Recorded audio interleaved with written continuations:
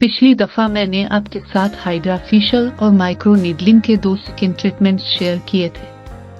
आज मैं एक नया ट्रीटमेंट करवाने जा रही हूँ और सोचा आपको भी साथ ले चलो।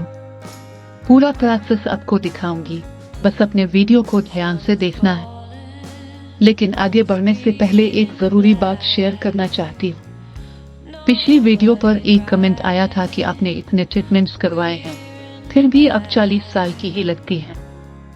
असल जवान लोग कहाँ हैं? सच बताऊं, मैं तो ये पढ़कर हैरान ही रह गई।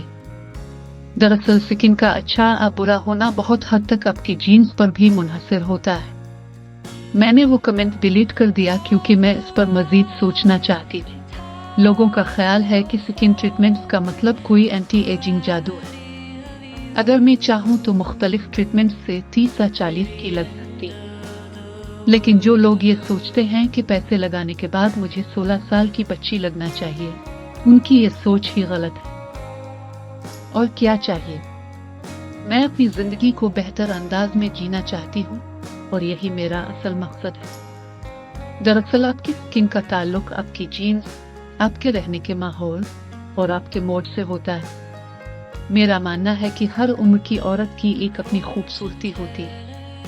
मैं अब 40 साल की हूँ और मुझे लगता है कि मैं अपने 18 साल की उम्र से कहीं ज्यादा बेहतर और पुरसुकून हूँ। और मुझे इस बात का कोई अफसोस नहीं। जो ट्रीटमेंट्स में शेयर करती हूँ वो बेसिक स्किन मैनेजमेंट है, कोई जादुई ट्रीटमेंट्स नहीं। अगर आपकी भी मेरी तरह स्किन केयर में दिलचस्पी है तो आप ये ट्राई कर सकती हैं। खैर, अब आते हैं आज के ट्रीटमेंट की तरफ। वैसे तो मेरी स्किन काफी बेहतर हो रही है और समाजी फासले से कोई दाग धब्बे नजर नहीं आते, लेकिन पिछली बार डॉक्टर ने कहा था कि अगर इन निशानात को मुकम्मल खत्म करना है तो कुछ खास ट्रीटमेंट्स की जरूरत होगी। इसलिए मैंने सोचा कि आज इस पर काम किया जाए। चलिए अब कपड़े बदलते हैं और बाहर चलते हैं। हेलो, हमारी 2 बजे की अपॉइंटमेंट है। क्लिनिक पहुंचकर मैंने सबसे पहले फेस वॉश किया क्योंकि मैंने सिर्फ ऑर्गेनिक ट्रैवलर की सनस्क्रीन लगाई हुई थी। फिर मेरा स्किन टेस्ट हुआ। डॉक्टर ने चेक करके बताया कि मेरे चेहरे पर जो 2 नुमाया निशान हैं वो एक्टिव हैं, इसलिए उनको अभी बिल्कुल नहीं छेड़ना चाहिए। इसलिए डॉक्टर्स के साथ मिलकर हमने फैसला किया कि सिर्फ स्पा ट्रीटमेंट के बजाय हम full face chemical peel treatment करेंगे ताकि स्किन का पीलापन और पिगमेंटेशन खत्म हो और रंगत निखर जाए। कुछ ही मिनटों में ट्रीटमेंट मुकम्मल हो गया। ये बहुत तेज प्रोसेस था। आखिर में मैंने एक सॉथिंग मास्क अप्लाई किया।